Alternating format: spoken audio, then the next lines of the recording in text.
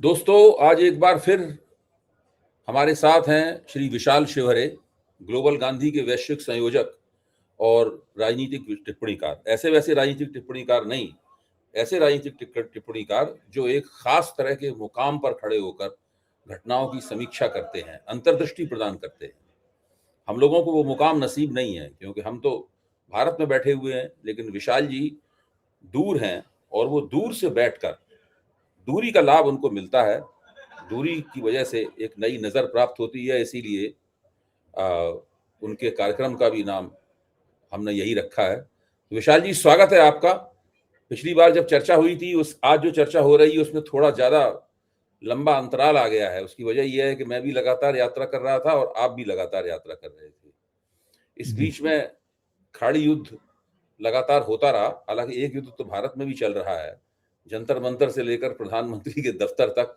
अब बाकायदा उसने एक युद्ध, राजनीतिक युद्ध की ही शक्ल अख्तियार कर ली है। हमारे बिल्कुल। प्रधानमंत्री को रात में नींद नहीं आती, वो 11 बजे 1 बजे रात को ट्वीट करते हैं, कभी कोई प्रस्ताव, कभी वीडियो अपना जारी करते हैं, कभी धन्यवाद देते हैं लोगों को, उन सकारात्मक टिप्पणियों के लिए धन्यवाद देते हैं जो सकारात्मक टिप्पणियां मेरी निगाह से अदृश्य रहती हैं। मेरी निगाह में तो जो उन्होंने वीडियो जारी किया था, तो उस पर जबरदस्त रूप से इतनी नकारात्मक टिप्पणियां थी, अगर कोई चैनल उसको दिखा दे तो उसका चैनल सरकार बंद कर देगी। ये स्थिति है। इतनी इतनी ऐसी ऐसी बातें उनके बारे में कही गई थी। बहरहाल, हम उस बारे में चर्चा नहीं कर रहे। बिल्कुल। लेकिन जब डोनाल्ड ट्रंप की बात आएगी और जब ये आएगी कि उन्होंने फोर्स लेबर यानी जबरिया श्रम कराने पर 10% टैरिफ भारत के ऊपर ठोक दिया है, तो फिर प्रधानमंत्री जी की चर्चा करनी ही पड़ेगी हमें। वो हमारी बिल्कुल। मजबूरी है, हम उसका कुछ कर नहीं सकते। तो खाड़ी युद्ध के बारे में आपने जो जो भविष्यवाणियां की थी, सारी की सारी बिल्कुल सटीक और सही आई हैं। अब सवाल ये है कि एक भविष्यवाणी आपने ये भी की थी कि युद्ध होगा, दोबारा होगा, थोड़ा लंबा चलेगा, महीने भर चल सकता है, 1.5 महीने चल सकता है। तो अब कब ये युद्ध फिर से रुकेगा दोबारा? विशाल जी, यहीं से बात शुरू की जाए, ताकि ये सकारात्मक बात है। हम सब चाहते हैं कि युद्ध रुक जाए। बिल्कुल भाई जी, और आपने धन्यवाद प्रोग्राम के लिए। और मैंने पिछले प्रोग्राम में भी आपसे कहा था कि आपके सवाल ज़्यादा तीखे होते हैं, और मेरी बिल्कुल इच्छा नहीं थी पिछली बार भी और इस बार भी कि असल में मेरी हम कोई दोनों ही भी भारतीय हैं, तो हम लोगों को मिर्च मसाले का खाना खाने की आदत है।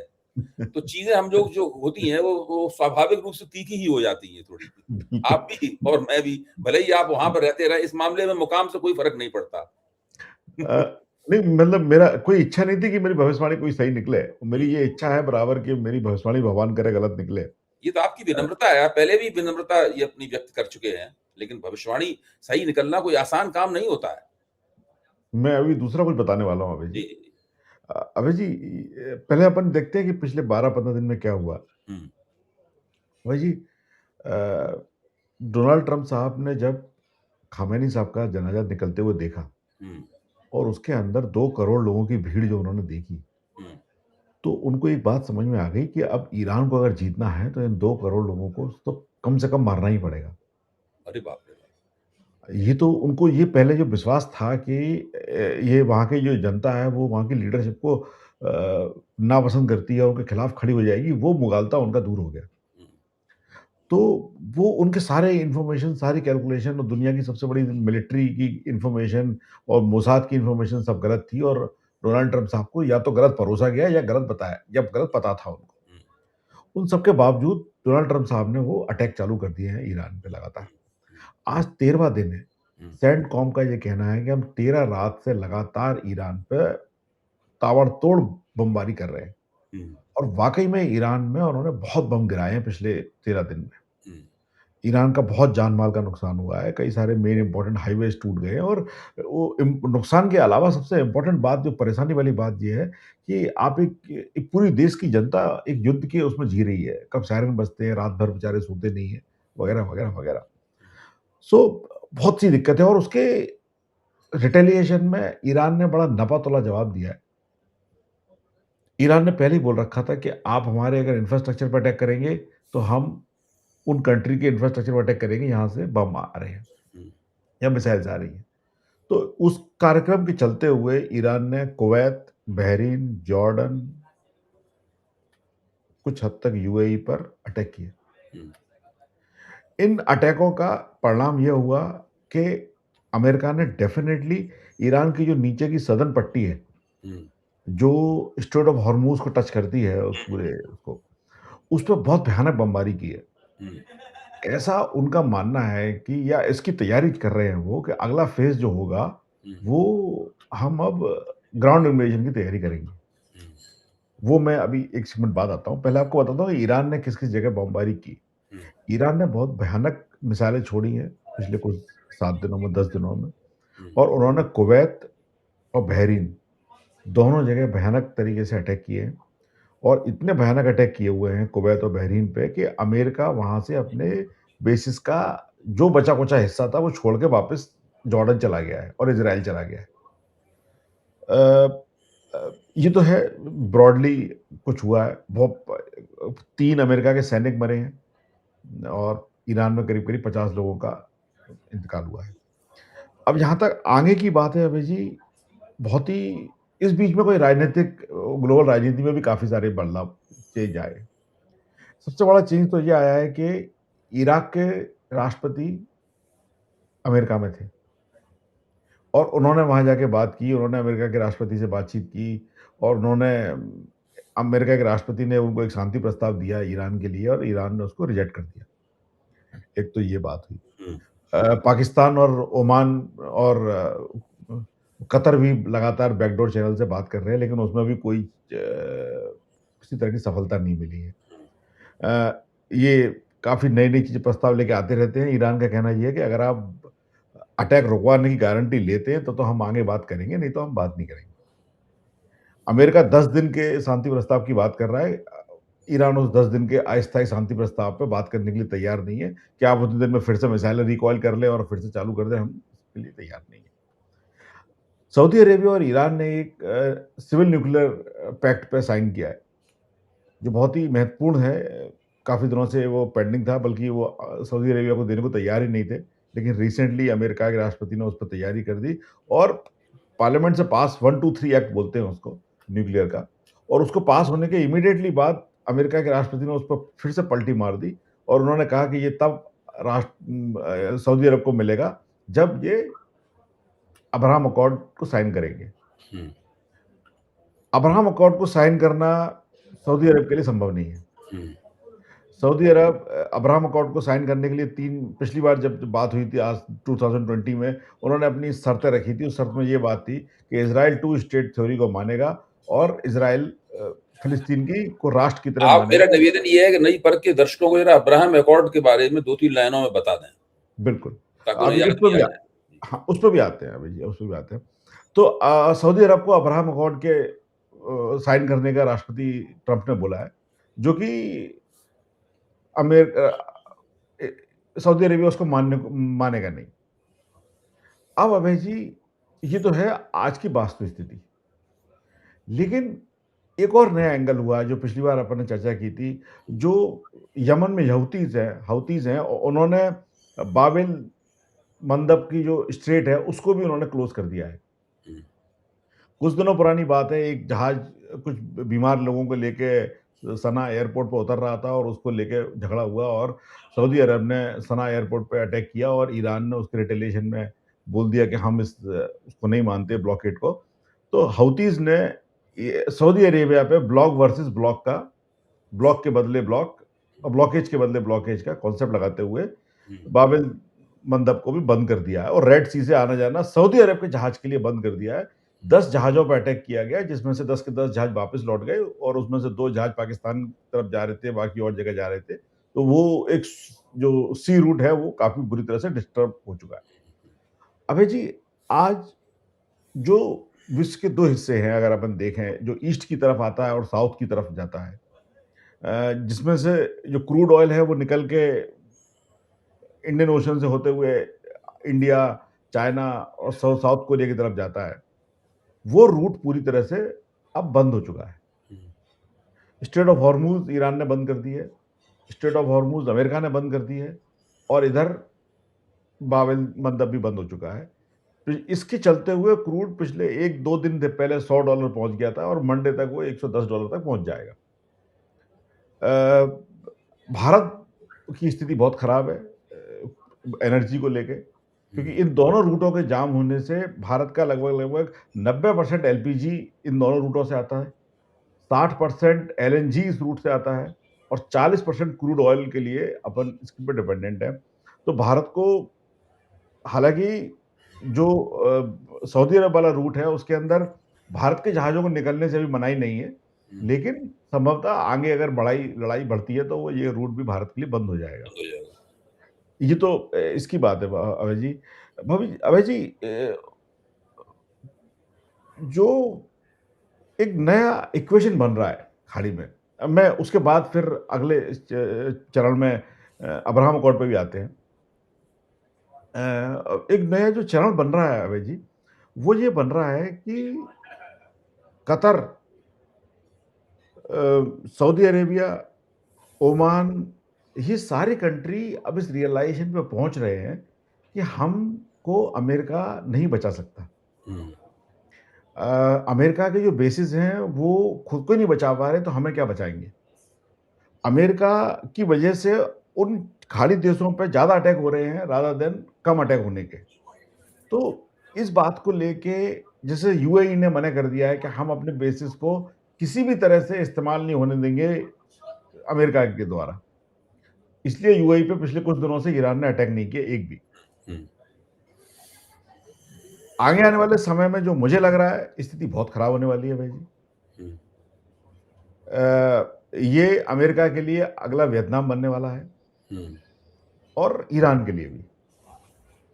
डोनाल्ड ट्रंप छोड़ने वाले, वैसे एक तरह से देखा जाए तो डोनाल्ड ट्रंप साहब के पास आज एग्ज़िट है। हुँ, उन्होंने 13 दिन तक बहुत बुरी तरह से हमला किया है ईरान पे। तो दुनिया को ये बोल सकते हैं कि हम जीत गए और हम यहाँ से वापस जा रहे हैं। हुँ, लेकिन वो ऐसा करने वाले नहीं है और किसी तरह के इंडिकेशन देने को तैयार नहीं है वो और किसी तरह से झुकने को भी तैयार नहीं है वो। जो मुझे लग रहा है अभय जी, स्थिति और बुरी से बदतर होने वाली है।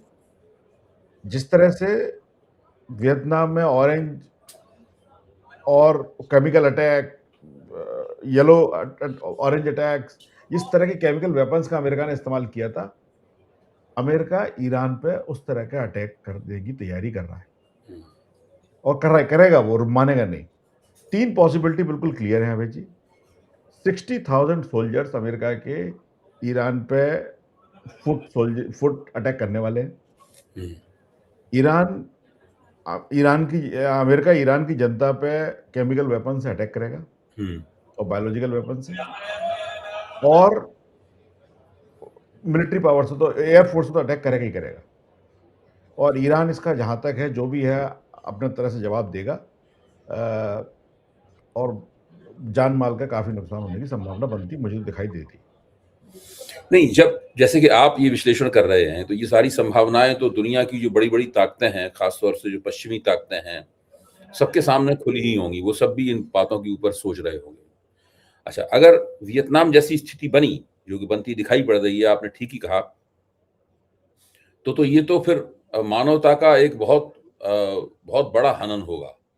जब रासायनिक हथियारों से और जैविक हथियारों से हमले होंगे, तो बहुत बड़े पैमाने पर लोग मारे जाएँगे और वो कुछ इस तरह का होता है कि अ, उसके बाद ईरान भी कुछ इस तरह का निर्णय ले सकता है, जो निर्णय बहुत ज़्यादा खतरनाक किस्म का हो, एक आत्मघाती किस्म का निर्णय हो, लेकिन मरता क्या ना करता में आदमी को करना ही पड़ता है, देशों को करनी ही पड़ती है।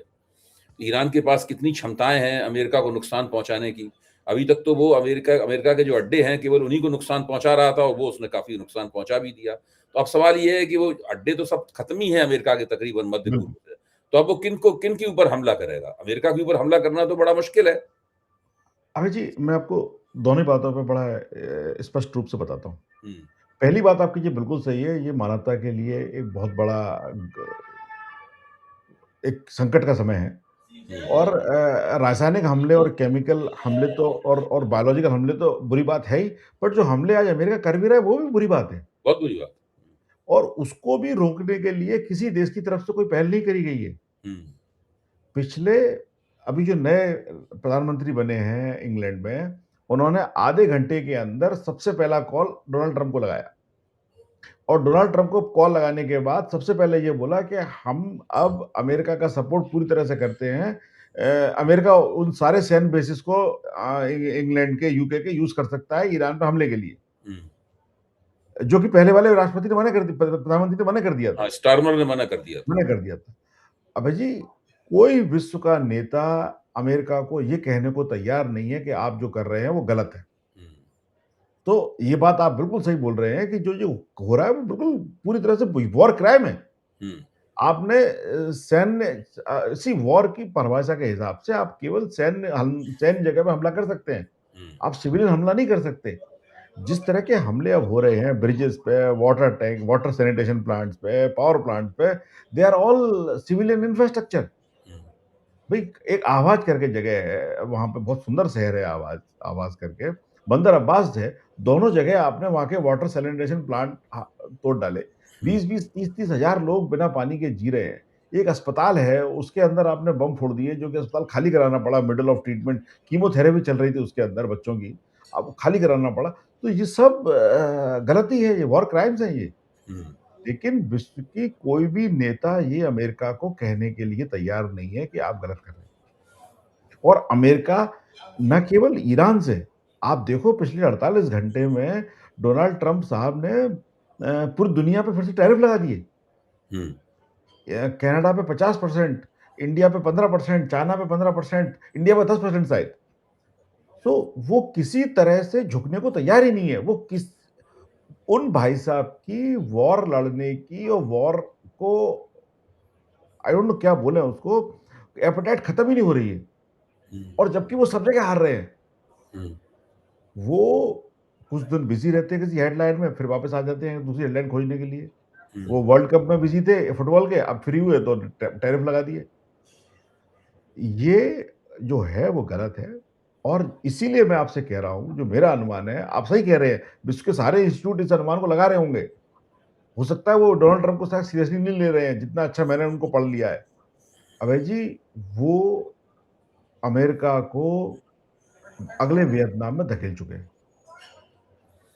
ना अमेरिका का जान माल का नुकसान होगा बहुत ज्यादा, अमेरिका को इकोनॉमिक क्षति होगी, अमेरिका दुनिया लेकिन के विशाल जी माफ कीजिए, बीच में रोकूंगा, अगर वो 60,000 सैनिक जिनकी आप बात कर रहे हैं, वो अगर उन्होंने पैदल सेना ने हमला किया, मतलब मिलिट्री ने हमला किया ईरान के ऊपर, तो अमेरिका को नुकसान होगा, बहुत माल का ज्यादा नहीं नुकसान लेकिन होगा। जान का होगा। अबे जी, दोनों नुकसान होंगे। जान का दोनों भी बहुत बुरी तरह नुकसान होगा। उनको ईरानियंस की कैपेसिटी अभी आइडिया नहीं है। आइडिया नहीं है। ईरानी कह भी रहे हैं कि हम तैयार बैठे हुए, आने दो, इंतजार कर रहे हैं। उनके फॉरेन बिल्कुल। मिनिस्टर का ये कहना है, we are waiting for them. Hmm, और वो सही है। वो ईरान इस तरह के इंडिकेशन दे रहा है अमेरिका को कि आप आ जाओ। हम्म, उनको पता लग गया है, उनको दो बातें समझ में आ गई है क्लियर है। जब तक डेड बॉडी घर नहीं पहुंचेगी हम्म, तब तक ये मानेंगे नहीं। हम्म। और दूसरा, जब तक इनका इकोनॉमिक लॉस नहीं होगा तब तक ये सुधरेंगे नहीं। इकोनॉमिक वो लॉस तो दोनों झेल जाएगा अमेरिका, लेकिन डेड बॉडी वाला मामला थोड़ा सा विकट है, वो जरा मुश्किल है। अभी तक तो हमें जितने लोग मरे हैं उसको छिपाते रहे हैं, ये काफी, वियतनाम में भी छिपाया था, वियतनाम वार में भी मरे हुए लोगों की संख्या को अमेरिका, तत्कालीन अमेरिकी राष्ट्रपति और प्रशासन ने छिपाने की बड़े हथकंडे इस्तेमाल किए थे, बाद में नहीं छिप पाया, लेकिन काफी दिनों तक वो लोग छिपाए रहे। अभी भी ईरान जो 28 फरवरी को युद्ध शुरू हुआ था, उसमें भी अमेरिका ने अभी तक जो वास्तविक जान का नुकसान हुआ है और माल का भी, वो अभी तक कबूल नहीं किया है उसको। अभी अभी जान की बात पहले कर लेते हैं। माल की बात 2 मिनट बात करते हैं, या माल की पहले कर लेते हैं। पीग हेगसेट साहब ने बोला है कि हमारा $37 बिलियन खर्चा हुआ है वॉर में। अब उन्होंने करीब करीब 100 बिलियन और मांगे हैं। मैं आपको पहले बता चुका हूं, ये वॉर अमेरिका को $3 ट्रिलियन का पड़ चुका है। $3 ट्रिलियन का अमेरिका को लॉस हो चुका है। अमेरिका कैसे इसकी भरपाई करेगा वो खुद ही जानता है। अच्छा, और मांगना उनको उधार ही है, क्योंकि उनकी सारी इकोनॉमी जो उधार पे चलती है। अब वो $3 ट्रिलियन उनको उधार कौन देगा, उस पर डिपेंड करता है सारा। तो है माल की हानि, जान की हानि। अब जी 17 लोगों की डेथ की तो वो ऑफिशियली कंफर्मेशन कर चुके हैं।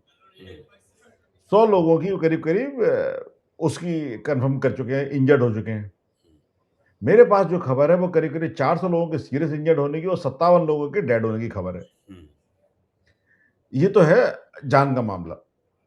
अभय जी, ईरान जो मेरे को लग रहा है, वो जो तैयारी कर रहा है, वो इस बात की तैयारी कर रहा है, वो अमेरिका को दिखाना चाहता है कि हम आपकी 17 दिन की बॉम्बिंग से लिंपिंग हो गए, हमारा काफ़ी हद तक टूट गया है, मोरल भी और मिलिट्री इंफ्रास्ट्रक्चर भी। हुँ, हुँ, इस बात के झांसे में अमेरिका आ जाएगा हुँ, और वो अपनी जो फुट सोल्जर्स हैं, वो अमेरिका भेज देगा, ईरान में भेज देगा और उसके बाद चालू होगा नंगा नाच। हुँ, तब जाके अमेरिका को समझ में आएगी कि हम कहाँ खड़े हैं और हमसे क्या गलती हो गई।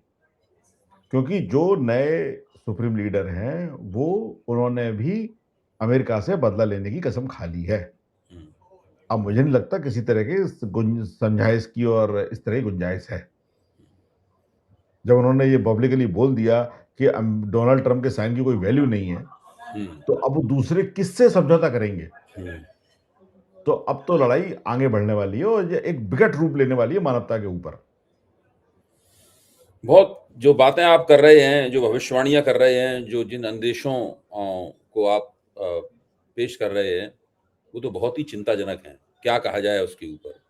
और दुनिया में जो बड़ी ताकतें हैं, जिन्होंने डोनाल्ड ट्रम्प की आलोचना करके और उनसे अलग करके पिछली बार थोड़ा दबाव पैदा किया था अमेरिका के ऊपर। अभी आपने ब्रिटेन के नए प्रधानमंत्री का बताया कि वो तो रूट के साथ साथ हैं। पहले तो अब पता नहीं स्पेन की प्रधानमंत्री का रुख क्या होगा इसके ऊपर। इटली की प्रधानमंत्री का रुख क्या होगा इसके ऊपर। अभी भले ही स्पष्ट रूप से वो ना कह रहे हो, लेकिन पहले उन लोगों ने जो डोनाल्ड ट्रम्प की आलोचना की थी, उस आलोचना को क्या ये भूल जाएँगे? क्या पूरी तरह पलट जाएँगे? अब डोनाल्ड ट्रम्प के समर्थन में आ जाएँगे? ये भी तो एक प्रश्न है। अभय जी, मैं उस पे भी आपको क्लियर कर देता हूँ। अभय जी, देखिए, जितने भी ये नेता हैं, ये इनका पहला असेसमेंट ये था कि ईरान हार जाएगा। हुँ, अनफॉर्च्यूनेटली ईरान हारा नहीं। हुँ, अब इनका असेसमेंट ये है कि ईरान हारने वाला नहीं है और ईरान अपनी जगह टिका रहेगा और अमेरिका इनको हरा नहीं पाएगा। हुँ, विश्व में कई ऐसे देश भी हैं जो ये चाहते हैं कि अमेरिका इस लड़ाई में उलझ जाए। हुँ, उसमें सबसे बड़ा इच्छा जो है वो रशिया की है, हुँ, क्योंकि रशिया को अमेरिका ने यूक्रेन में उलझा दिया। हुँ। तो अब रशिया की इच्छा ये है और चाइना की इच्छा ये है कि हम अमेरिका को ईरान में ईरान उलझा में दें हुँ, और वो उलझा चुके हैं। अब ये विश्व के जो यूरोप के नेता हैं, भारत ने तो अपना रुख शुरू में ही कर दिया था क्लियर कि हम तो अमेरिका के संग चले जा चुके हैं।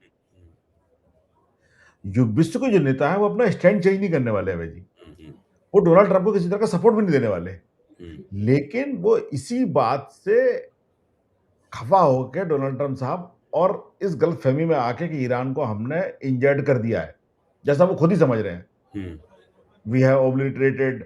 अभी जो पीट हेगसेथ साहब की कांग्रेस के अंदर जो सुनवाई हुई थी, उसके अंदर जो सेनेटर बैठे हुए थे, उन्होंने पीट हेगसेथ साहब के पुराने ट्वीट पढ़े। हुँ, बोले, पी हेगसेथ साहब, आपने ये बोला था आज से 6 महीने पहले कि हमने ईरान की सारी सैन्य क्षमता को, नाविक क्षमता को ओब्लिटरेट कर दिया है, फिर आप क्यों अटैक कर रहे हैं? हुँ, तो पीट हेगसेथ साहब का मुंह जरा सा हो गया था हुँ, और वो सारे सेनेटर ने एक ही जवाब पूछा कि आपने जब बोल चुके हैं हमसे 3 महीने पहले, 4 महीने पहले, 2 महीने पहले, बार-बार बोल चुके हैं आप कि हमने अमेरिका को ईरान को हरा दिया। हुँ, फिर आपको पैसे क्यों चाहिए और फिर आपको क्यों अटैक करना है? हुँ, इस बात का जवाब पीट हेगसेथ साहब के पास भी नहीं है। हुँ, अभय जी, मेरा ऐसा अनुमान है, अमेरिका इस लड़ाई मैंने आपको पहले भी एक बार कहा था, शायद ध्यान हो, कि डोनाल्ड ट्रम्प साहब के पास एक रास्ता है, इस एग्रीमेंट का बहाना देते हुए ये वहाँ से निकल सकते हैं युद्ध से। उन्होंने इस युद्ध को कंटिन्यू रखने का निर्णय लिया, ठीक है। उन्होंने फिर अपनी जो 70% मिसाइल कैपेसिटी कम हो गई थी, फिर से उनको बढ़ा-बढ़ू के फिर वो अटैक करना चालू कर दिया। अब वो 10 दिन इसीलिए माँग रहे हैं कि मैं फिर से अटैक करने की तैयारी कर लूँ। हुँ, ईरान उनको 10 दिन देने को तैयार नहीं है। भाई जी, ये जितना अटैक करेंगे उतना पिट के आएँगे हुँ। और ईरान उनको उस ट्रैप में फँसा रहा है। हाँ, ये तो है। आप मैं इस बात को आपकी इस बात से सहमत हो सकता हूँ कि ईरान उनको एक ट्रैप में फँसा रहा है और ईरान उन्हें अभी दिखा रहा है कि आपने बड़ा हम पे हमला किया है, हम थोड़े घायल हो गए हैं, थोड़ा लंगड़ा कर चल रहे हैं। तो इस सोच में आकर, इस झांसे में आकर हो सकता कि अपनी वो मिलिट्री को आदेश करें कि भाई आप टूट पड़िए ईरान के ऊपर और उसके लिए ईरानी तैयार बैठे हुए हैं। बड़े पैमाने पर अमेरिकी सैनिक वहाँ पर मारे जाएँगे और उसके बाद वो डोनाल्ड ट्रम्प की राजनीति का अंत होगा। लेकिन बिल्कुल। उससे हाँ, लेकिन जब तक वो नौबत आएगी, उससे पहले डोनाल्ड ट्रम्प क्या कर गुज़रेंगे, किस सीमा तक चले जाएँगे, ये भी एक बड़ा प्रश्न है मतलब जो है, लेकिन हम लोग इसमें उसका केवल अब अनुमान ही लगा सकते हैं। नहीं, आप बिल्कुल सही कह रहे हैं और उसके पीछे रीज़न है अभय जी। इज़राइल इसके अंदर बहुत ज़्यादा एक रोल निभा रहा है जो समझने वाली चीज़ है। हुँ, इज़राइल अब पूरी तरह से बैक फुट पे आ गया है। इज़राइल के नेतन्याहू साहब वहाँ जा रहे थे अमेरिका, डोनाल्ड ट्रम्प साहब ने आने से मना कर दिया। हुँ, बोले अब मंडे को उनका प्लान था, पार्लियामेंट खत्म हुआ, 26 अक्टूबर को उनके चुनाव है, उससे पहले उन्होंने अमेरिका जाने की सोची और वहाँ पे एक सेनेटर साहब एक्सपायर हो गए उनके फ्यूनरल में, तो डोनाल्ड ट्रम्प साहब ने मना कर दिया कि you don't come to America. हुँ, इज़राइल जो है, वो पूरी तरह से पीछे हट गया है और वो केवल अमेरिका को भड़काने की बातें करता है। हुँ, जैसे डोनाल्ड ट्रम्प साहब से बोल दिया कि आपको मारने की तैयारी कर रही थी ईरान हुँ। वगैरह, वगैरह, वगैरह। अब इज़राइल की ये इच्छा है कि अमेरिका जितना ज़्यादा वुंड हो जाएगा, उतना एग्रेसिव ईरान पे जाएगा और हमारे लिए फ़ायदा होगा। लेकिन वो ये बात समझ नहीं रहे हैं कि wounded Iran is more dangerous uh, than what it is today. मैं समझ गया। मेरे ख़्याल से जो आपने विश्लेषण किया उसका संदेश बड़ा स्पष्ट रूप से नई परख के दर्शकों तक जा चुका है। अब ज़रा अब्राहम अकॉर्ड वाले इश्यू पे थोड़ी हाँ, हम चर्चा कर लें कि हम बिल्कुल, लोग अपनी बिल्कुल, चर्चा के आखिरी दौर में हैं। जी। बिल्कुल। अबे जी, अब्राहम अकॉर्ड एक डोनाल्ड ट्रम्प साहब के दिमाग की उपज थी। हुँ, जब डोनाल्ड ट्रम्प साहब ने पहले ही चरण में थे, तो उसके आखिरी-आखिरी में उन्होंने एक शांति की बात करते हुए और अपने जो दामाद साहब हैं, जेराड साहब को और कुशनर साहब, उनके जो दोस्त हैं, उन दोनों ने मिलके एक एक कार्यक्रम बनाया, जिसका नाम उन्होंने दिया अब्राहम अकॉर्ड। हुँ। और ये अकॉर्ड उन्होंने सारे अरब कंट्रीज़ को साइन करने के लिए बोला। इस अकॉर्ड में 2 बातें क्लियर थी। पाकिस्तान को भी बोला है उन्होंने साइन करने के सबको, लिए। सारे मुस्लिम कंट्रीज़ को साइन करने के लिए बोला और उन्होंने उसमें बोला और बहुत ही एक अलग तरह का एक प्रोविज़न निकाला उसमें उन्होंने। उसका ब्रॉड कार्यक्रम ये था कि ये सारे कंट्री इज़राइल को एक स्टेट ऑफ फ्रेंड मान के चलेंगे और इज़राइल के संग उन्होंने ये कंडीशन रखी कि इज़राइल फ़लस्तीन को एक देश मान के चलेगा और उसका जो स्ट्रक्चर है उसको रिकॉग्नाइज़ करेगा। हुँ, शुरू में केवल 4 कंट्री ने साइन किया। फिर डोनाल्ड ट्रम्प साहब चले गए, अपना विश्राम हो गया। उसके बाद अभी जो लौट के आए, 3 कंट्री ने और साइन कर दिया, कजाकिस्तान वगैरह, वगैरह। सूडान ने भी साइन किया शायद उसको। अब उनका जो उसमें से 3 मेन कंट्री जो हैं, वो मिसिंग है। हुँ, एक तो सऊदी अरेबिया, दूसरा अल्जीरिया, तीसरा ईरान, तो हुँ, है ही वाक़ई में, और पाकिस्तान। इनकी ये इच्छा है कि सऊदी अरेबिया इस न्यूक्लियर डील के साथ में साइन कर ले। ये जो अब्राहम अकॉर्ड है, ये एक अमेरिका की मिडल ईस्ट में नई रणनीति का हिस्सा है, जिससे कि अमेरिका की स्थिति और इज़राइल की स्थिति अगले 50 साल के लिए सुरक्षित हो जाए मिडल ईस्ट में। लेकिन 2 बातें वो इनमें से इग्नोर कर रहे हैं आँख बंद करके कि सऊदी अरब ने लास्ट ईयर डॉलर में तेल बेचने से मना कर दिया है। इसका मतलब ये है कि सऊदी अरब अब किसी तरह के बहकावे में अमेरिका के ज़्यादा लंबे समय तक आने को तैयार नहीं है। या वो चाइना को भी एक इक्वल चांस देना चाहता है अपने डेवलपमेंट में और अपने संग फ्रेंडशिप में, केवल अमेरिका की जगह, पहला। दूसरा, पाकिस्तान किसी भी सूरत में इस अब्राहम अकॉर्ड को साइन नहीं कर सकता क्योंकि वो इज़राइल को एक्सेप्ट नहीं कर सकता। जी, ठीक। वो फंडामेंटल प्रॉब्लम है। ये डोनाल्ड ट्रम्प साहब के अपनी नासमझी के वो हैं, कहना चाहिए कि एविडेंस हुँ, कि वो कितने ज़्यादा अनभिज्ञ हैं। जैसे एक बार वो अपने पुतिन साहब एक प्रेस कॉ अपनी वो ले रहे थे मीटिंग, हुँ, वो मिनिस्टर्स की, तो उनके जो एक्सपोर्ट वाले मिनिस्टर थे उन्होंने कहा था कि वो मीट को किसी एक विशेष तरह का मीट था, हम उनको वो अरब कंट्रीज़ को भेजेंगे। तो पुतिन साहब ने उसको बोला, क्या तुम पता है कि वो मुस्लिम कंट्रीज़ में वो मीट नहीं नहीं जा सकता। तो वो इस उनको लगा कि ये आदमी ना तो उसको बिज़नेस आता है, ना ये मंत्री बनने लायक है और ना ये एक्सपोर्ट जानता है। सो वो इस तरह की ये बात है। इस तरह की ये बात है। डोनाल्ड ट्रम्प साहब ने, अबे जी, मैं पब्लिक चैनल पे उन सब बातों को ना बोलना चाहता हूँ और ना ही बता सकता हूँ। अबे जी, अमेरिका को इस व्यक्ति ने बर्बाद कर दिया। हुँ। वो तो है। इससे सुंदर शब्दों में और कुछ नहीं बोला जा सकता। बिल्कुल, बिल्कुल, बिल्कुल। आप पहले भी इस तरफ की आपकी जो बातें पिछली बार जो एनालिसिस था और उससे पहले जब अमेरिका के स्वतंत्रता दिवस के पे आपने विश्लेषण किया था, तब भी आपके एनालिसिस में यही रुझान था जो अभी आप बहुत स्पष्ट मैं शब्दों में कह रहे हैं। एक बात बहुत इम्पोर्टेंट बताता हूँ अभय जी जी, आपको। जी। और आप मैंने ये बात सब लोगों को समझना चाहिए, आम जनता को भी समझना चाहिए। हुँ, अभय जी अभी क्या हुआ, अमेरिका में 4 बड़े आईपीओ आने वाले थे एआई कंपनीज़। हुँ, डोनाल्ड ट्रम्प साहब की ये इच्छा थी कि मैं कैसे भी करके इन आईपीओज़ को सक्सेसफुली निकलवा दूँ। हुँ, उसमें एक आईपीओ था एलन मस्क साहब का, एंथ्रोपिक का, ओपन एआई का और एक और एआई कंपनी का। टोटल आईपीओ की जो वैल्यू है वो $4 ट्रिलियन से ज़्यादा है। हुँ, इसके अंदर डोनाल्ड ट्रम्प साहब, उनके दोस्तों का बहुत बड़ा फाइनेंशियल इंटरेस्ट था। हुँ, जब ये आईपीओ आ रहे थे तो मैंने इसका आईपीओ की स्टडी करी तो मुझे एक बात समझ में आई कि ये सारे के सारे आईपीओ सितंबर तक ही क्यों आना चाहते हैं। ये सब एआई कंपनी है भाई जी। हुँ। एआई कंपनी के पास खुद के अपने मॉडल्स हैं एआई के, जो मॉडल उन्होंने पब्लिक को दिए नहीं है। इसका मतलब एआई कंपनी ने वो पब्लिक उन मॉडल्स पे ये एनालिसिस करके ये निकाला है कि हमें अपने आईपीओ करने के लिए यही समय है, इसके बाद हमें वो समय नहीं मिलेगा। और जी, उन्होंने उस बात को लेके डोनाल्ड ट्रम्प साहब को समझाया वगैरह-वगैरह। डोनाल्ड ट्रम्प साहब ने आबड़-तोड़ और आनन-फानन में सारी परमिशन दे दी आईपीओ करने की। जी। केवल और केवल एक कंपनी जो थी एलन मस्क साहब की स्पेसएक्स, उसने आईपीओ निकाला हुँ, और जितने का निकाला था उससे आज की डेट में 57% डाउन है वो आईपीओ, उस प्राइस से। अब जो बाकी 3 आईपीओ बचे हुए हैं, मुझे नहीं लगता वो आईपीओ करने की स्थिति में है या करेंगे। इसका एक परिणाम निकल के आया अभय जी, एआई से एनालिसिस के बाद उनकी कंपनियाँ भी सही प्रेडिक्ट नहीं कर पा रही हैं, वो भी फेल हो रही हैं। जो भगवान की नियति है, ईश्वर की जो प्रकृति है, ईश्वर की जो नियति है, उसका कुछ और कहना है और करना है, ना कि एआई कंपनियाँ या पावर ऑफ टेक्नोलॉजी से ही सब काम चला सकते हैं आप, ऐसा नहीं है। जी, जी, जी, जी। तो बहुत-बहुत धन्यवाद विशाल जी, बहुत उम्दा विश्लेषण करने के लिए।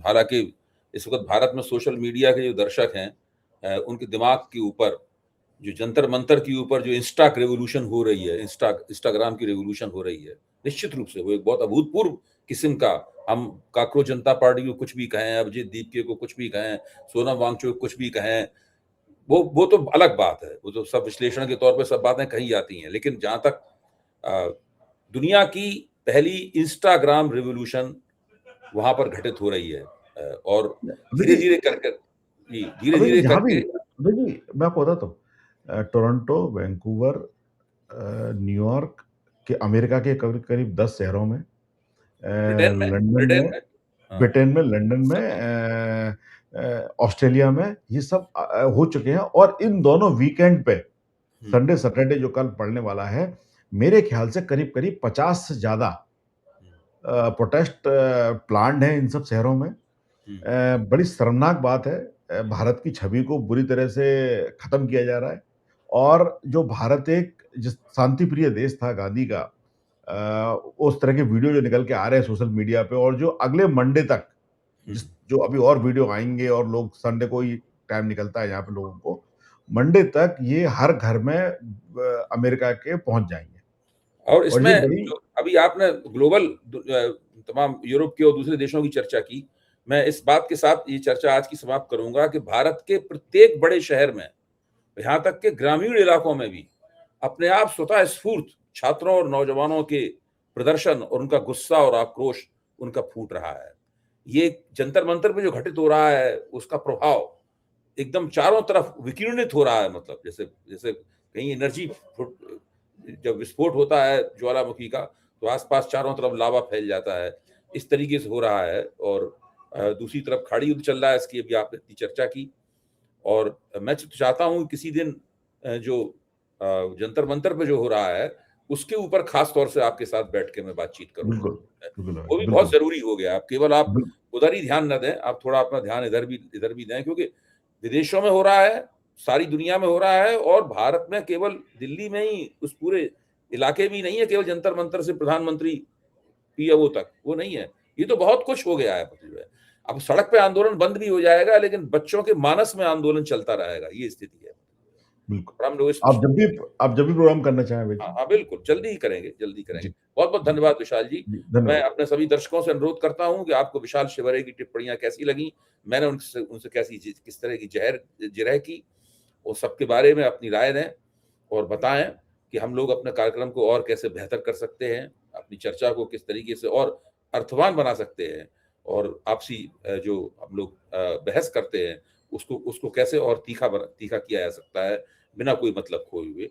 और अ, इसी के साथ हम इस प्रोग्राम को ओ आपसे अनुरोध करते हैं कि आप अगली बार आएँ और इस प्रोग्राम को फिर से देखें। धन्यवाद।